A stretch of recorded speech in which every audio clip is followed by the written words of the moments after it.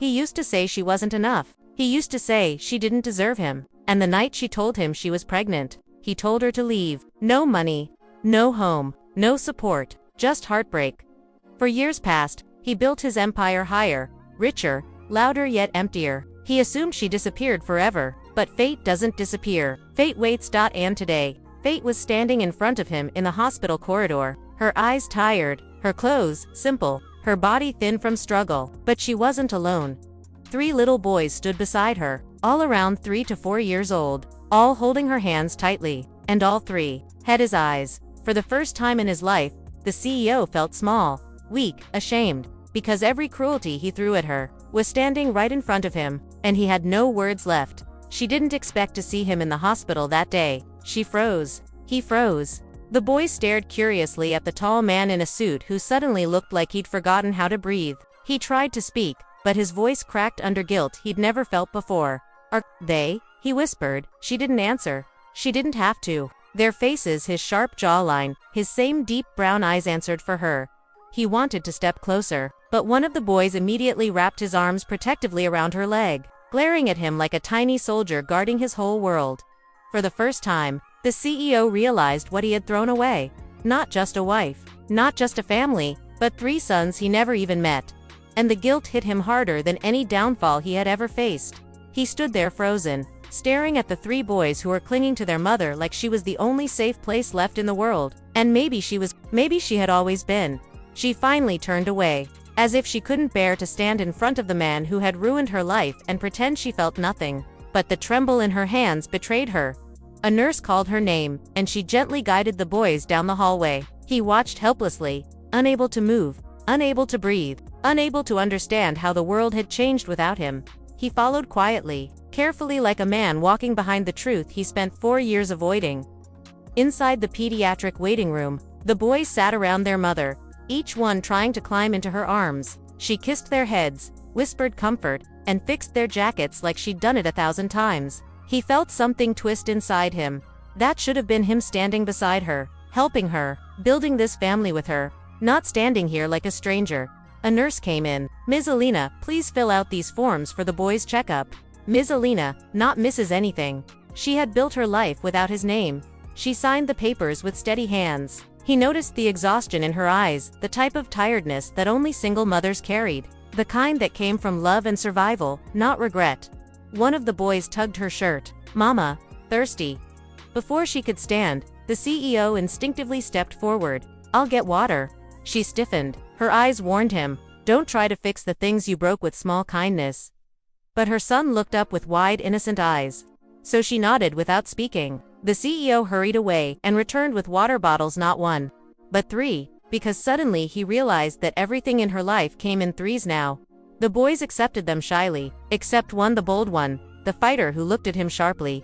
"Who are you?" The CEO swallowed hard. I'm someone who should have been here a long time ago." Alina closed her eyes, pain washing over her. She picked up her sons and held them close, as if protecting them from the truth she didn't want to confront yet.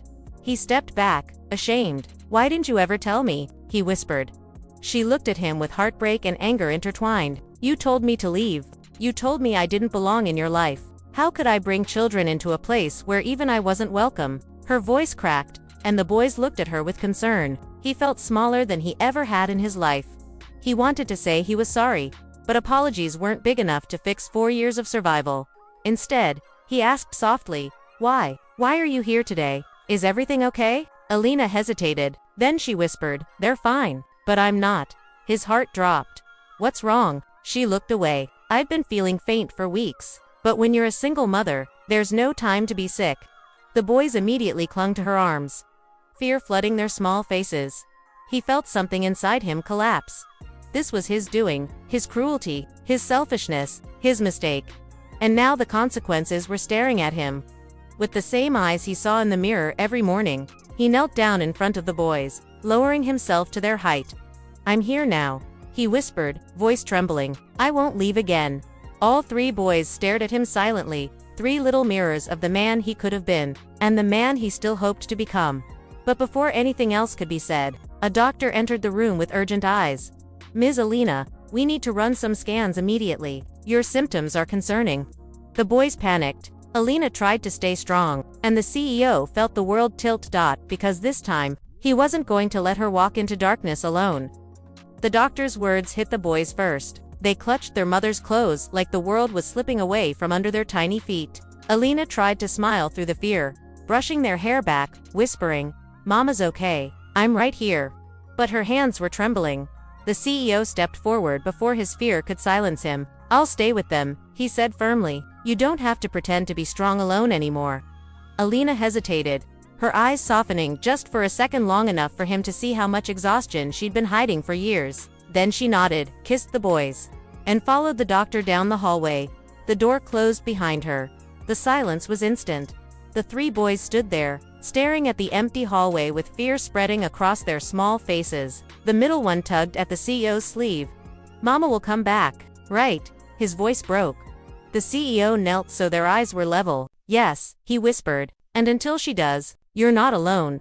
The youngest boy climbed into his lap without asking. The bold one stayed close, arms crossed protectively, watching him with the sharpness of a child who had grown up too fast. The eldest sat beside him, leaning gently against his arm. 4 years ago, he had walked away from a family he didn't know existed. Now, somehow, these 3 little lives had wrapped themselves around him, like they'd always belonged there. Minutes passed, then 30, then an hour. He told them stories. He wiped their noses. He tied their shoelaces. He carried the smallest boy when he fell asleep on his shoulder. He didn't realize it, but he was learning them. Every fear, every smile, every quiet habit. And they were learning him too, cautiously, slowly, with the guarded hearts of children who had learned to live without a father. But the fear only grew as time went on. Finally, the bold boy whispered, "What if Mama doesn't come back?" The CEO felt something inside him shatter. "She will," he answered. But the fear in his voice betrayed him. He stood suddenly. "Stay here. I'll be back." He hurried to the nurse's station. "I need to know what's happening with Alina," he said urgently. "Are you family?" the nurse asked. He froze. Family. A word he had rejected years ago. A word he suddenly needed more than air. "Yes," he said, voice firm. "I am." Something shifted in him when he said it. Something permanent. The nurse sighed. "They're running scans." She collapsed earlier from exhaustion and pain.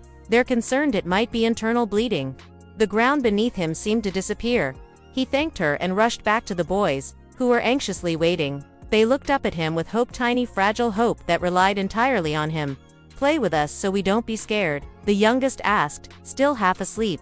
He sat down between them, pulled them close, and nodded. But his mind was trapped behind that closed hallway door, where the woman he once kicked out of his life was now fighting for hers. An hour later, the doctor returned. The boys jumped to their feet. The CEO stood slowly, terror gripping him. The doctor spoke gently. "She's stable for now, but she needs rest and she cannot be under stress. She'll be admitted overnight for observation." The boys ran to the door, desperate to see her. The CEO followed, heart pounding. Inside the small hospital room, Alina lay pale and exhausted, but awake. The moment she saw her sons, her eyes filled with tears. They climbed carefully onto the bed, hugging her gently. She looked up at the CEO, and for the first time in years, her anger cracked enough to let exhaustion and relief show through. "You stayed," she whispered. He swallowed hard. "I will never walk away again," he answered, voice trembling. The bold boy, her protector, turned to him and said softly, "Are you gonna stay with Mama now?" The CEO blinked rapidly, eyes burning. "Yes," he whispered, "if she let me." Alina's eyes shimmered, confusion and pain tangled together. "You left me when I needed you most," she said quietly, "and I survived alone." He stepped closer, the truth finally breaking through him. "And now, let me spend the rest of my life making sure you never have to survive alone again." The room fell silent. The boys looked at him, not with fear, not with confusion, but with the cautious beginning of trust, and for the first time in years, Alina didn't look away. Alina lay against the pillows, her breath slow and careful. The boys curled around her like little shields. The room smelled faintly of disinfectant and warm cotton blankets, but the atmosphere inside was heavier than any hospital air. The CEO stood near the foot of the bed, feeling like a man outside a life he should have been part of. 4 years of absence stretched between them like a canyon carved from regret. The boys fell asleep, one by one.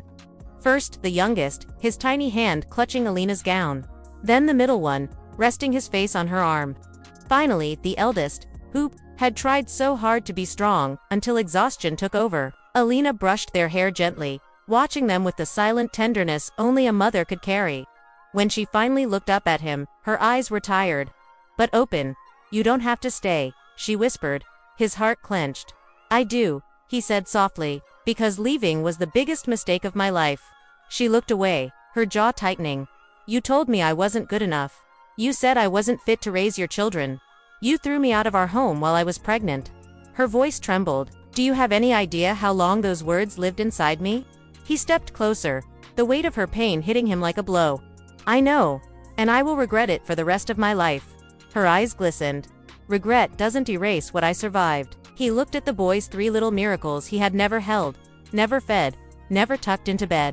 "Let me try," he whispered. "Not to erase the past, but to build a better future." She was silent. The heartbeat monitor beeped steadily. A nurse walked in to check her vitals, smiled softly at the boys, then left them alone again. He sat in the chair beside her bed. Minutes passed, then more.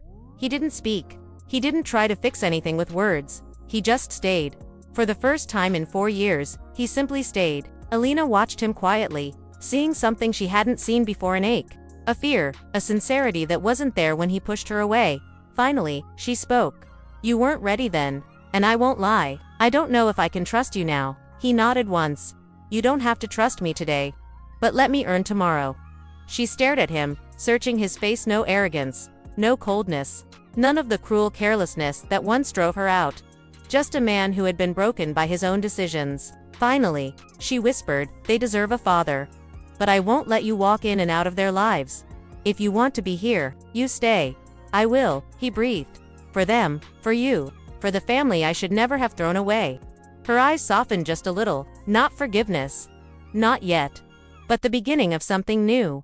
He reached for her hand slowly, giving her every chance to pull away. She didn't. Her fingers trembled in his, and for a moment, neither of them breathed. The boys stirred in their sleep, shifting closer to her. He looked at them, then back at her. "I don't want to be the man who broke you," he said. "I want to be the man who helps you heal." Tears slipped down her cheeks, silent, unstoppable. And she whispered the first fragile, hesitant truth she'd allowed herself to feel in years. "Then don't leave." He squeezed her hand gently. "I won't." And for the first time since he threw her out of his life, he meant it with every piece of his heart. In the dim hospital room, surrounded by sleeping sons and years of pain, the smallest seed of a new beginning quietly took root. A family broken, one slowly finding its way back together. If this story reached your heart, don't forget to stay with us till the end of every episode, because these journeys remind us that life always gives second chances. But not everyone is brave enough to take them. Her strength as a mother, his regret as a man who realized too late, and those 3 little boys who just wanted a complete family. Their story shows how love can survive even after being broken. If you felt their pain, their healing, and their quiet hope, make sure to subscribe, and turn on notifications so you never miss another emotional story like this. Your support helps us bring more powerful, life-changing stories your way. Share this video with someone who believes in forgiveness, because sometimes the most unexpected reunions heal the deepest wounds.